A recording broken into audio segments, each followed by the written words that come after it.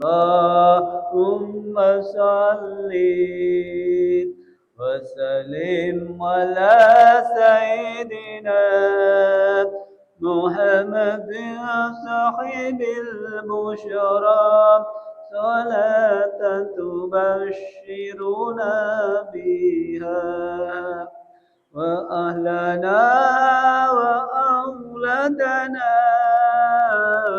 وجميع مشايخنا ومعلمينا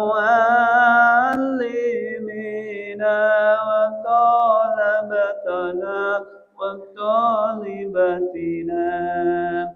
بيومنا هذا إلى يوم الآخرة. اللهم صل وسلم على سيدنا محمد صاحب البشرى صلاة تبشرنا بها وأهلنا وأولادنا وجميع مشايخنا ومعلمينا وطلبتنا وطالبتنا بيومنا هذا إلى يوم الآخرة. Sambil menunggu jamaah yang lagi makan bisa dimulai pakai waktu dan tempat kami aturkan.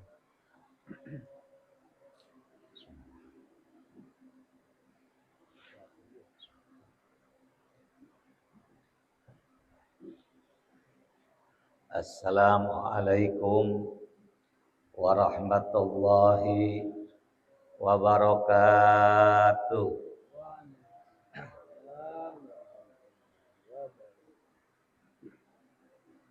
Alhamdulillahi hamdan yuwafi ni'amahu wa yukafi'u mazidah. Asyhadu an la ilaha illallah wahdahu la syarikalah wa asyhadu anna sayyidana wa nabiyyana Muhammadan sallallahu alaihi wasallam abduhu wa rasuluh alladzi la nabiyya ba'dah. Allahumma sholli wa sallim ala sayyidina Muhammad wa ala alihi wa sahbihi wa mawalah. La haula wa la quwata illa billah. Amma ba'du, ila hadratil mukarramin wal muhtarramin, para kesepuhan terkhusus Bapak Ketua DKM Masjid At-Taqwa PT IFSI beserta segenap jajaran pengurus DKM Masjid At-Taqwa PT IFSI yang mudah-mudahan senantiasa ditambah kemuliaan dan keberkahan dari Allah Subhanahu wa taala. Bapak-bapak, ibu-ibu, hadirin hadirat jamaah salat fardu zuhur sekaligus jamaah pengajian rutin Masjid At-Taqwa PT IFSI yang sangat saya muliakan dan dimuliakan oleh Allah Subhanahu wa taala. Pertama-tama kita panjatkan puji dan syukur kehadirat ilahi Rabbi atas segala nikmat yang Allah taala karuniakan kepada kita sekalian. Alhamdulillah, di kesempatan hari yang berbahagia di tempat yang mulia ini kita kumpul kembali bersama dan bermuajahah dalam kegiatan rangkaian ibadah. Mudah-mudahan ibadah kita pada kesempatan hari ini diterima oleh Allah Subhanahu wa taala dan menambahkan perbekalan kita untuk keamanan dan keselamatan kita baik dalam kehidupan dunia, alam kubur atau alam barzah sampai alam kiamah sampai di akhirat kelak.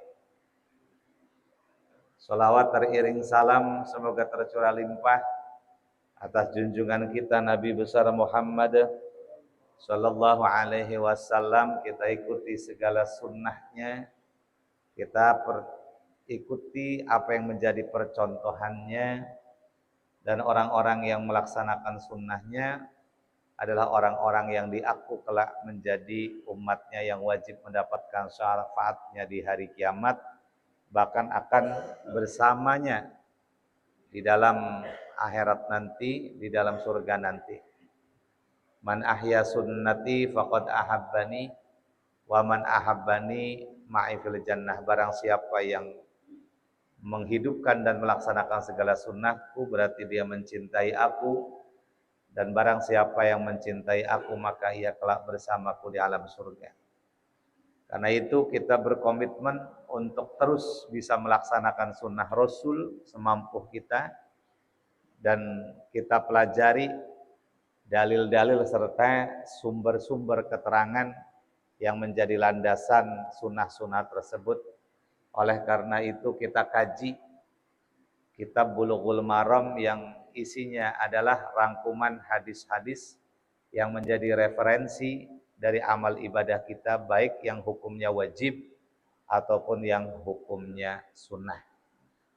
Dan alhamdulillah pada kesempatan ini kita buka kembali kajian Bulughul Maram yang sudah sampai pada halaman 114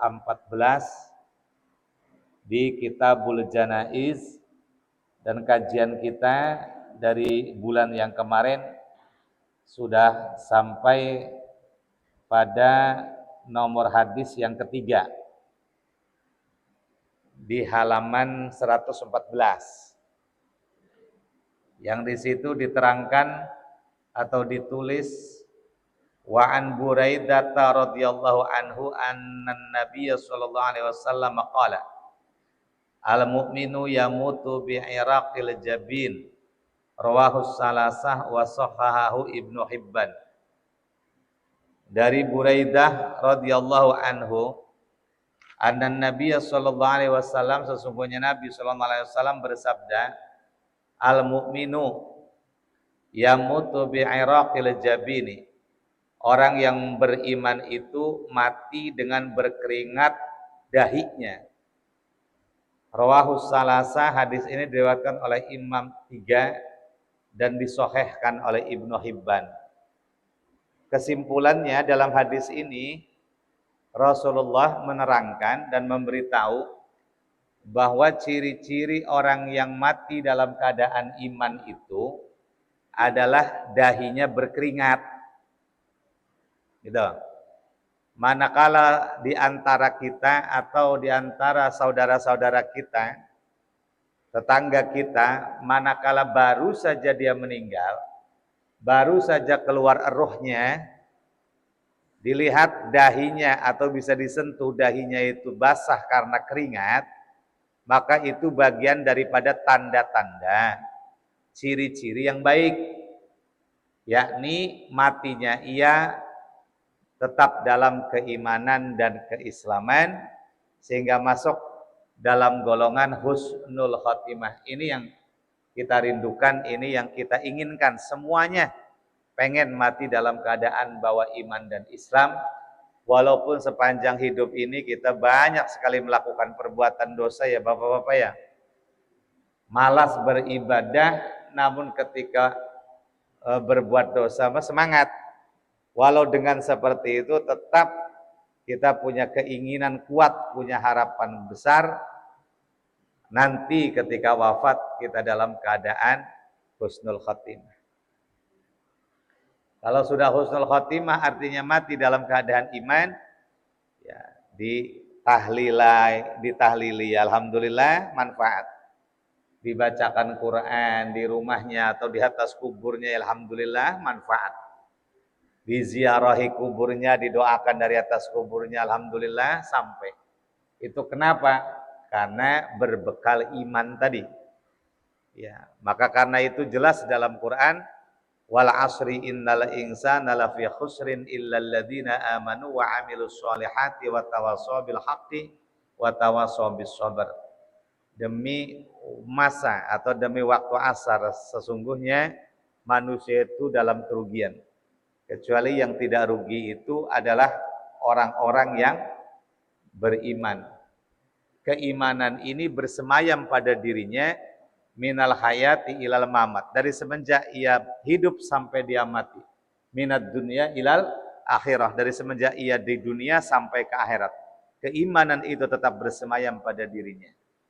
Maka karena itu sudah sepatutnya kita sekalian manakala sholat, bagi yang menjadi makmum sholatnya ataupun sholatnya munfarid, sholatnya sendirian, ketika baca at-tahiyat itu sampai pada kalimat Allahumma inni a'udzubika min syarri fitnatil mahyaya wa mamati wa min syarri fitnatil masahid dajjal ya muqallibal qulub sabbit qalbi ala dinik. Ini bagian daripada permohonan kita dan doa kita kepada Allah Subhanahu wa taala agar keimanan dan keislaman disemayamkan tetap istiqomah dalam hati kita dan sanubari kita sampai wafat nanti kita berbekal iman dan berbekal Islam. Jadi sekali lagi, di mana saudara kita, tetangga kita, keluarga kita ketika baru wafat lalu disentuh dahinya basah dengan keringat, maka itu bagian daripada salah satu ciri orang yang mati dalam keadaan iman. Hadis berikutnya, wa an Abi Sa'id wa Abi Hurairah radhiyallahu anhu maqala qala Rasulullah sallallahu alaihi wasallam laqinu mautakum la ilaha illallah rawahu Muslimun wal arba'ah. Hadis sanadnya dari Abi Sa'id dan Abi Hurairah radhiyallahu anhuma. Semoga Allah taala menyukai dan meridhoi keduanya. Qala, keduanya berkata, qala Rasulullah sallallahu alaihi wasallam, Rasulullah sallallahu alaihi wasallam bersabda, laqinu mautakum la ilaha illallah. Laqinu, talkinkan oleh kalian, ajarkan oleh kalian, tuntun oleh kalian orang yang meninggal di antara kalian dengan ucapan la ilaha illallah. Ketika saudara kita, ketika keluarga kita, ketika rekan dan teman kita sedang dalam keadaan sakaratul maut, maka kita diperintahkan untuk menuntunnya, untuk mengajarinya, membimbingnya, mengucap lafaz la ilaha illallah, la ilaha illallah. Minimal seperti itu. Ya, syukur sampai panjang la ilaha illallah Muhammadur Rasulullah. Muhammadur Rasulullah bahrun muhitun wa la ilaha illallah qatratun min. Lafaz Muhammadur Rasulullah itu adalah lautan yang meliputi, sedangkan lafaz la ilaha illallah adalah setetes daripada lautan yang meliputi tadi. Dalam arti sesempurnanya kita zikir itu dengan mengucap lafaz la ilaha illallah Muhammadur Rasulullah. Kalau kita ngeriung bapak-bapak, biasanya ngeriung tuh afdalud dzikri fa'lam annahu la ilaha illallah. Walaupun di mulut kita mengucap la ilaha illallah, tapi harus diteruskan dalam hati Muhammadur Rasulullah. Harusnya begitu. La ilaha illallah, la ilaha illallah. Ketika la ilaha illallah, hati kita harus meneruskan Muhammadur Rasulullah, la ilaha illallah. Hati kita Muhammadur Rasulullah, la ilaha illallah. Terus hati kita Muhammadur Rasulullah. Itu tata cara kita zikir yang baik. Sehingga nanti di akhir daripada zikir kita sudah dapat tuh 100 la ilaha illallah Muhammadur Rasulullah gitu. Ya utamanya setiap kita zikir itu kita membaca lafaz la ilaha illallah Muhammadur Rasulullah. Lalu kenapa Orang yang sakarat itu diperintahkan untuk dibimbing menggunakan lafaz la ilaha illallah, dibimbing dengan ucapan la ilaha illallah. Harapannya mudah-mudahan di akhir kalimat yang ia ucapkan bagi orang yang sakaratul maut itu adalah lafaz la ilaha illallah. Walaupun tidak melalui lisannya, tapi melalui perasaan dan hatinya, karena mungkin lisannya sudah keluh tidak bisa mengucapkan lafaz la ilaha illallah, tetapi setidaknya hatinya itu mengucap lafaz la ilaha illallah sebagaimana yang kita bimbingkan kepadanya. Mangkana akhiru kalamihi la ilaha illallah dakhalal jannah, kata Rasulullah. Barang siapa yang akhir dari kalimatnya adalah lafaz la ilaha illallah dakhalal jannah, maka ia masuk ke dalam surga. Dalam hadis lain, man qala la ilaha illallah dakhalal jannata walau jana walau saraqa. Barang siapa yang mengucap lafaz la ilaha illallah satu kali saja, diyakini di dalam hatinya sampai akhir hayatnya, maka ia tetap menghaki masuk surga walau sepanjang hidupnya pernah berbuat dosa zina, walau dalam hidupnya pernah berbuat dosa mencuri. Tapi nanti wafat dalam keadaan husnul khatimah. Ya mungkin mampir dulu ke neraka kalau tidak diampuni dosanya. Karenanya neraka itu bukan alam akhirat yang abadi, yang kekal. Yang abadi, yang kekal di neraka itu bagi orang-orang yang mati dalam keadaan tidak bawa iman, yakni su'ul khotimah. Tapi kita yang mati dalam keadaan husnul khotimah, meyakini apa yang terkandung pada lafaz la ilaha illallah Muhammad Rasulullah dalam hati kita sepenuhnya, sampai akhir hayat kita, tetap ujung-ujungnya dakhalal jannah. Walaupun dosanya kita tidak diampuni, kita dimasukkan ke dalam neraka, tapi setelah dosa itu habis dibakar oleh api neraka, pada saatnya kita dientaskan dari neraka, dan pada akhirnya dimasukkan ke dalam surga. Setelah masuk surga, khalidina fiha abada. Masuklah ia selama-lamanya di sana. Di dalam surga itu kekal. Al-khuludu fil jannah khairun minal jannah. Semalam yang kita bahas, ya, kekalnya kita di dalam surga itu lebih baik daripada surga itu sendiri. Nah, kita ulangi lagi. Jadi kenapa orang yang sedang sakaratil maut itu harus kita bimbing mengucap lafaz la ilaha illallah? Harapannya mudah-mudahan diberikan ketetapan iman dan Islam. Imannya tidak goyah, tidak tergelincir oleh bujuk rayunya setan. Bahkan diharapkan akhir dari kalimatnya sebelum ia wafat adalah lafaz la ilaha illallah. Karena kata Rasul, man kana akhiru kalamihi la ilaha illallah dakhalal jannah. Barang siapa yang akhir kalimatnya adalah lafaz la ilaha illallah, maka dakhalal jannah, ia masuk surga. Dan pintu surga itu menurut riwayat tertulis dalam pintu itu dengan tulisan yang sangat besar, la ilaha illallah Muhammadur Rasulullah.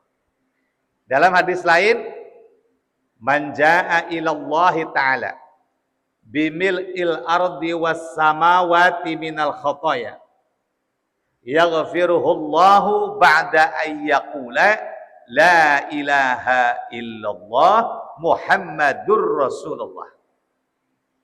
Siapa yang datang kepada Tuhannya, dalam arti siapa yang meninggal itu, datang kepada Tuhannya itu meninggal, mati dengan membawa sepenuhnya jagat langit dan bumi ini dengan keburukan, dengan dosa dan kesalahan, tetapi Allah Ta'ala ampuni dosanya, ampuni kesalahannya, ba'da ayyaqula la ilaha illallah Muhammadur Rasulullah. Oleh karena itu kita ini bapak-bapak, setidak-tidaknya sehari itu jangan kurang dari 100 kali. Ada yang ngaturin ngeriung tak enggak tak. Wis la ilaha illallah mah sehari semalam itu pokoknya 100 kali aja udah. Ya. 100 kali aja. Gitu. Karena katanya untuk mengsedekahi sesanggit-sesanggit badan kita ini, ya, yang apabila telah kita berikan sedekah atau makanannya, mudah-mudahan pergerakan badan kita menuju kepada ibadah, jangan menuju kepada maksiat, dan hati kita menjadi tenang dan tentram. Alladzina amanu wa tatma'innu qulubuhum bidzikrillah. Ala bidzikrillahi tatma'innul qulub. Dan orang-orang yang beriman itu hanya bisa tenang hatinya dengan berzikir kepada Allah, bukankah tidak? Dengan berzikir kepada Allah akan membuat hati tenang. Ya, dan kata Rasul, az-zikru ta'mur ruh. Zikir itu makanannya ruh. Kalau badan kita itu ya kita isi dengan makanan yang kita makan tiap hari itu. Ya, nasi, uduk, kupat, ya. Bentar lagi pada nyate, nanti lebaran Idul Adha, itu makanan jasad kita, ya, makanan badan kita. Tapi ruh juga butuh makanan supaya anteng, supaya tenang. Apa makanannya? Makanannya adalah dzikir. Dan agar hubungan kita dekat dengan Tuhan kita pun harus banyak berzikir kepada Allah. Wasilu bainakum wa baina rabbikum bikasrati dzikrikum lahu ta'ala. Sambungkan ikatan kedekatan kalian dengan Tuhan kalian dengan banyaknya zikir kalian kepadanya.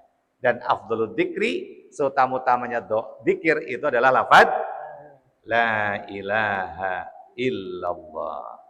Maka pantaslah kata Rasulullah dalam hadis yang sanadnya dari Abi Sa'id dan Abi Hurairah ini, kita diperintahkan untuk mentalkini, untuk membimbing orang yang dalam keadaan sakaratul maut agar terus mengucap lafaz la ilaha illallah. La ilaha illallah. Jadi kalau bisa mah dari kanan kiri terus kita bantu dengan lafaz la ilaha illallah. Dari telinga kanan, dari telinga kiri. Tapi dalam satu keterangan kita dilarang mentalkinnya dari atas ubun-ubun, dari atas kepala, dan dari bawah telapak kaki. Itu dikosongkan tuh. Ya, dikosongkan. Dari atas kepala dan dari telapak kaki ini dikosongkan. Karena itu tempat kerjanya malaikat maut. Ya, tempat keluarnya ruh. Malaikat maut itu bekerja dari bawah telapak kaki. Terus dirurut ruhnya, dinaikkan ke atas. Sampai finishnya diundang dengan kalimat ya ayyatuhan nafsul mutmainnah irji'i ila rabbiki radiyatan mardiyah fadkhuli fi ibadi wadkhuli jannati. Kalau ahli sa'adah, ahli husnul khotimah, diundang oleh malaikat maut tadi dari ubun-ubun, keluar ruh itu dari ubun-ubun. Kalau kita ngebantunya, mentalkinkannya dari atas ubun-ubun, yaitu menempati tempat keluarnya ruh dan tempat bekerjanya malaikat maut. Jare malaikat maut ngerebet baik katanya gitu ya. Minggir loh katanya gitu. Ya mati-mati akhirnya gitu. Ya. Berikutnya Wa'an Ma'qal ibn Yasar radhiyallahu anhu. Dan dari Ma'qal, ada yang bacanya Ma'qil ya. Kalau di sini harokatnya Ma'qal. Ada yang bacanya Wa'an Ma'qil bin Yasar. Kalau menurut harokat di sini Wa'an Ma'qal bin Yasar ya. Ya udah kita ikuti harokat di sini aja. Wa'an Ma'qal bin Yasar radhiyallahu anhu. Annan Nabiyya sallallahu alaihi wasallam qala Iqra'u ala mautakum Yasin. Bacakanlah oleh kalian orang-orang yang meninggal di antara kalian dengan surat Yasin. Rawahu Abu Dawud wan Nasa'i wa shahahahu Ibnu Hibban. Hadis ini diriwayatkan oleh Abu Dawud dan An-Nasa'i dan ditasheh atau disahihkan oleh Ibnu Hibban. Menurut hadis dari Ma'qil bin Yasar ini Rasulullah bersabda, yaitu dengan kalimat iqra'u ala mautakum yasin, artinya beliau menganjurkan kepada kita manakala kita sedang menghadiri orang yang sedang sakaratil maut, maka kita bantu juga dengan membaca surat Yasin. Membaca surat Yasin. Apa dalam hadis yang lain, siapa yang ketika sakaratil mautnya dibacakan Yasin, maka amanallahu lahu min adzabil qabri, Allah Ta'ala amankan ia dari siksa alam kubur. Ya, dalam keterangan lain, kenapakah orang yang sakaratil maut itu dibacakan Yasin? Apa fadilahnya? Manakala orang yang sedang sakaratil maut itu dibacakan Yasin, maka Allah Ta'ala berikan kesiapan pada mentalnya untuk rela meninggalkan alam dunia beserta isinya. Walau uangnya masih banyak, ya rela tinggalkan semuanya. Walau istrinya masih cantik, ada 3 lagi, tinggalkan. Rela ikhlas, biarkan dia ketemu jodohnya masing-masing dengan laki-laki lain. Ya, asetnya banyak, rela ia tinggalkan. Coba kalau enggak rela, berarti matinya penasaran. Akhirnya jadi bebongkong itu, Pak. Ya, mana istriku, mana istriku. Ketika istrinya ketemu jodoh lagi, ngebanting teko. Iya, ya itu kan berarti belum ikhlas meninggalkan dunia yang fana beserta isinya ini, termasuk aset-aset yang ia miliki. Ia tidak ikhlas untuk meninggalkannya, berarti hatinya masih terpaut dengan kecintaannya di dalam hal dunia. Oleh karenanya dibacakan surat Yasin supaya ikhlas dia meninggalkannya, rela, karena di depan nanti ada kenikmatan yang lebih baik lagi, ada kenikmatan yang lebih besar lagi di alam kuburnya daripada kenikmatan di dunia yang telah ia tinggalkan. Maka jangan tidak, kalau bapak-bapak lagi nungguin orang yang sekarat, ya kita sempatkan kirimkan Yasin, bacakan Yasin. Gitu. Tapi kalau di rumah sakit juga sama bisa ya? Bisa, di rumah sakit juga bisa, apalagi di rumah sendiri ya. Bacakan Yasin. Ya, sebagian guru menganjurkan 3 surat yang dibaca. 1 surat Ar-Ra'd. Ya. 2 surat Yasin. 3 surat Al-Mulk. Kalau Ar-Ra'd apa faedahnya? Litashili khurujir ruh. Kalau seorang yang sakaratil maut itu dibacakan surat Ar-Ra'd, maka membantu mudah keluar ruh, tidak sulit. Ya, cepat keluarnya. Karena makin lama keluarnya makin sulit, makin seret, menambahkan rasa sakit bagi yang sakaratil maut. Dibacakan Yasin untuk kesiapannya meninggalkan dunia fana dan masuk ke dalam alam selanjutnya, yakni alam kubur. Dan dibacakan surat Al-Mulk agar diberi keberkahan saat ia mati dan setelah ia mati. Maka Rasul menganjurkan dan mengajarkan salah satu doa, ya, yang doa ini ditulis oleh para sahabat sampai pada telinga kita dari para guru-guru kita, yang berbunyi Allahumma barik li fil mauti wa fi ma ba'dal maut. Ya Allah, berkahi aku ketika aku mati dan berkahi aku setelah aku mati. Doa ini dibaca 25 kali sehari semalam. Setiap habis sholat 5 kali, sholatnya 5 kali, berarti jumlahnya 25 kali. Saya ulangi. Allahumma barik li fil mauti wa fi ma ba'dal maut. Keterangan ada dalam Nasoihul Ibad, ada itu. Ya, saya ulangi lagi, Allahumma barik li fil mauti wa fi ma ba'dal maut. Awas jangan keliru sama Allahumma barik lana fi ma razaqtana wa qina adzabannar, itu mah tadi sebelum makan Bapak-bapak. Ya. Apa sih fadilahnya dan faedahnya kita membaca doa Allahumma barik li fil mauti wa fi ma ba'dal maut? Insyaallah kita wafat dalam keadaan tenang, disaksikan keluarga, bahkan wafatnya di rumah sendiri, tidak di rumah sakit, apalagi di rumah tetangga. Kemudian kita diberkahi ketika wafat, keluarga kita untuk mengeluarkan biaya untuk pengurusan jenazah kita nggak sulit. Untuk pengurusan kirim doa dan lain sebagainya, tahlil tidak sulit, ada aja miliknya. Ya, karena orang mati juga ada biaya untuk pengurusannya, untuk mandiin, untuk beli kain kafan, untuk nyolatin sampai tahlil 7 hari, itu ada biayanya. Mudah-mudahan diberi keberkahan.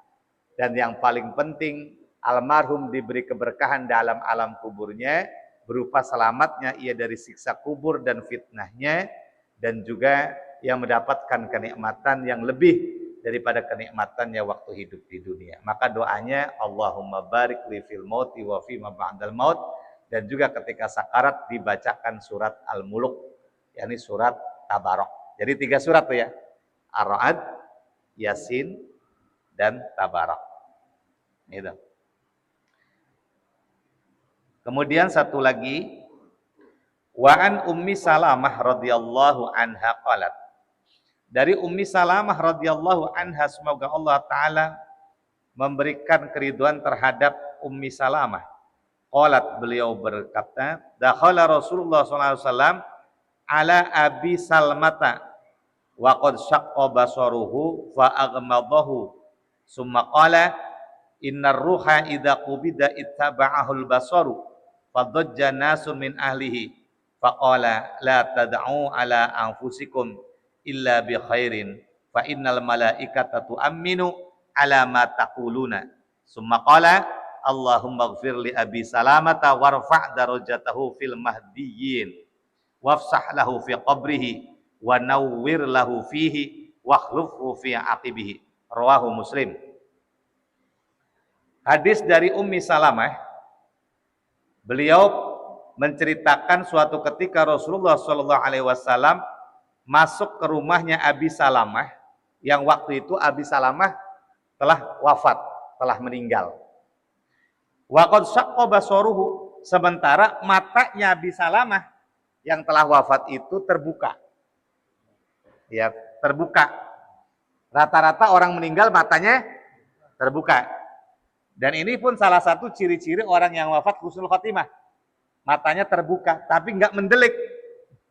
Ya, sekejar terbuka aja. Kalau mendelik kayak begitu, itu lagi marah kayaknya sama istrinya itu. Jangan memang ngebuka dikit, ya. Menge, kata orang Cilegon menge. Fa'aghmadahu, maka Rasulullah menutupnya. Ketika mata itu terbuka, ditutup, diraup oleh Rasulullah. Ini harus segera diraup. Kalau enggak segera ditutup, akan sulit nanti nutupnya. Keburu uratnya tegang. Ya. Qala, summa qala, kemudian Rasulullah bersabda, innar ruha idza qutbida ittaba'ahul basar. Sesungguhnya ruh apabila diambil, akan diikuti oleh pandangan, oleh terbukanya mata. Ketika roh itu dipanggil, dicabut, maka menyisakan mata yang terbuka, kata Rasulullah. Fadajjan nasun min ahlihi, kemudian manusia pada menjerit, pada menangis, ya, dari keluarganya Abi Salamah tadi. Faqala, maka Rasulullah berkata, la tad'u ala anfusikum illa bi khairin. Janganlah kalian janganlah kalian berdoa atas diri kalian kecuali dengan doa-doa yang baik. Fa innal malaikata tu'minu ala ma taqulun, maka sesungguhnya para malaikat itu mengamini atas apa yang menjadi ucapan doa kalian. Jadi ketika ada yang meninggal, maka kita doakan yang baik-baik saja. Allahumma ighfir lahu warhamhu wa'afihi wa'fu anhu wa akrim nuzulahu wa wasi' madkhalahu wa wasi' qabrahu ila yaumil qiyamah waghsilhu bima'is salji wal baradi wa naqihu kama yunaqqa sobul abyadi minad danasi wa abdil jaruhu khairan min jarihi fid dunya wa ahlahu khairan min ahlihi fid dunya. Terus didoakan yang baik-baik ya. Kenapa? Karena malaikat semua bersaksi dan mendengarkan apa yang kita doakan. Bahkan ketika ditanya ayyuhal hadirun kaifa tashhaduna ala hadzal mayit, apa jawabnya? Khair. Kaifa tashhaduna ala hadzal mayit? Khair. Walaupun kita tahu lagi uripe doyan mabok, doyan nyawer, doyan joget, sama bidan wis khair baik. Kenapa? Itu bagian daripada doa kita, karena doa kita didengar oleh malaikat. Justru kita nggak boleh menceritakan dan membicarakan keburukannya orang yang sudah meninggal. Ya, kaifa tashaduna ala hadal mait, tukang mabok, ya gitu. Nah, kita haram menceritakannya itu, memberitakan itu kepada orang lain. Yang nggak boleh menceritakan keburukannya orang yang sudah meninggal, karena orang yang sudah meninggal nggak bisa membela diri. Ya, kalau membela diri melayu kabeh pasti. Ya. Summa qala, kemudian Rasulullah berkata dengan kalimat doa, Allahumma gfir li Abi Salamata. Ya Allah, ampunilah dosa-dosa Abi Salamah. Warfa' darajatahu fil mahdiyin, dan angkatlah derajatnya di dalam tempatnya orang-orang yang diberikan hidayah. Wafsah lahu fi qabrihi, lapangkanlah kuburnya ya Allah, kata Rasulullah. Wa nawwir lahu fihi, dan terangilah dengan cahaya yang terang di dalam kuburnya ya Allah. Wakhlufhu fi aqibihi, dan berikan penggantinya di dalam keturunannya yang baik-baik. Ketika kakeknya meninggal, mudah-mudahan ada generasi penerusnya yang lebih baik daripada kakeknya. Nah itu ya doanya Rasulullah SAW untuk Abi Salamah, rawahu Muslim. Hadis ini diriwayatkan oleh Syekh Muslim. Bapak-bapak hadirin sekalian rahimakumullah, beberapa menit sebelum masuk pada pukul 13, sengaja saya sisakan, barangkali ada yang ingin ditanyakan, waktu dan tempat saya persilahkan. Silakan. Iya. Minum.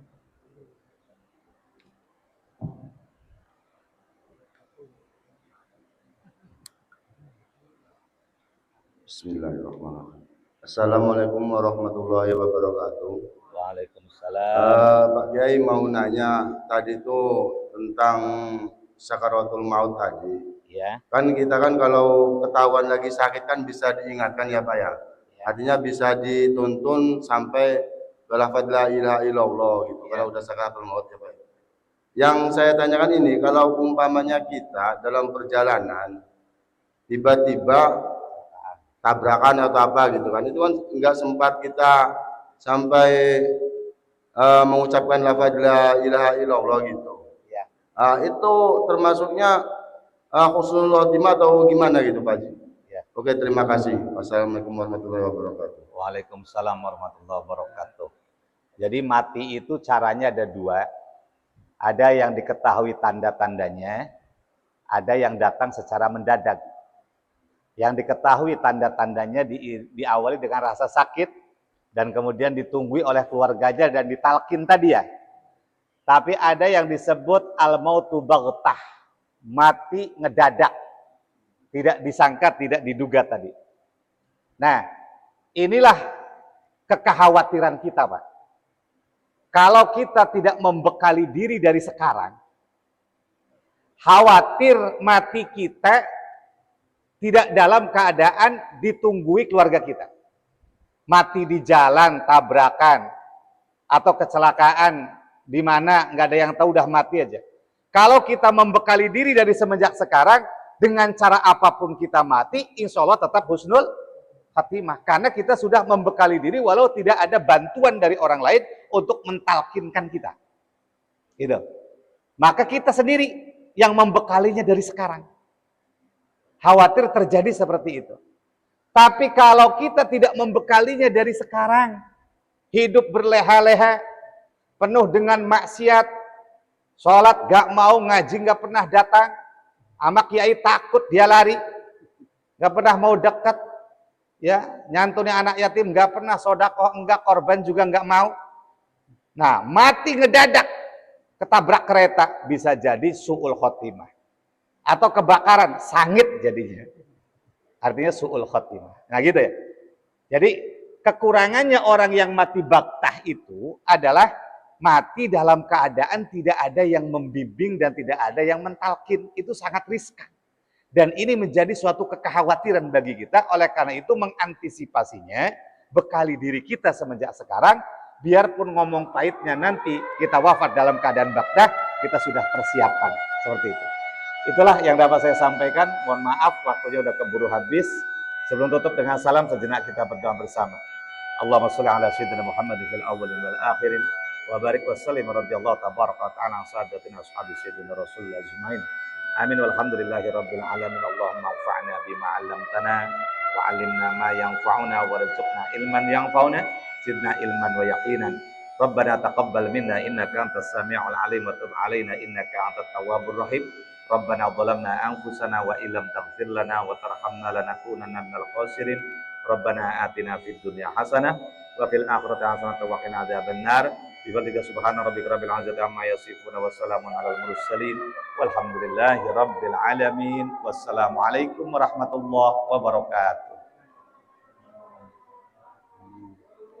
Sallallahu ala Muhammad, sallallahu alaihi wasallam, sallallahu ala Muhammad, sallallahu alaihi wasallam.